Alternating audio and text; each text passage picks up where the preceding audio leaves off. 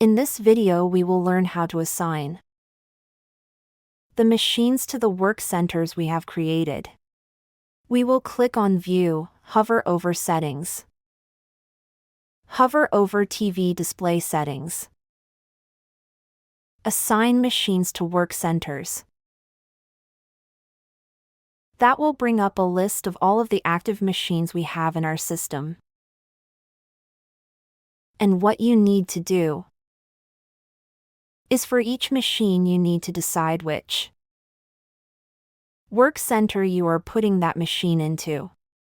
Now every one of these work centers do have to be filled in,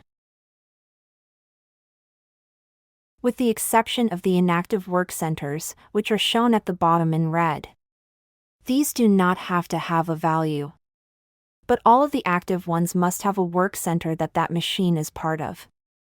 And so you will go through here and look at each one of your machines and select which work center it is part of.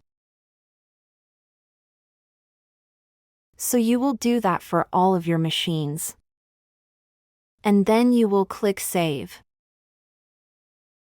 Now if you find that, for instance, assembly, and you see that really doesn't fit in any one of these work centers,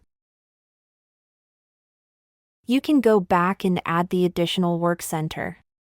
So we can, for instance, add assembly here.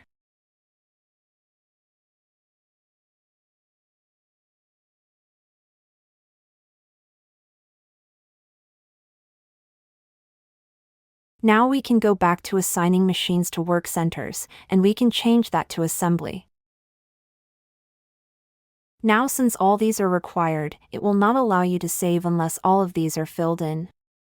And so it is not a bad idea to make sure to glance through all of your machines and make sure that you have an active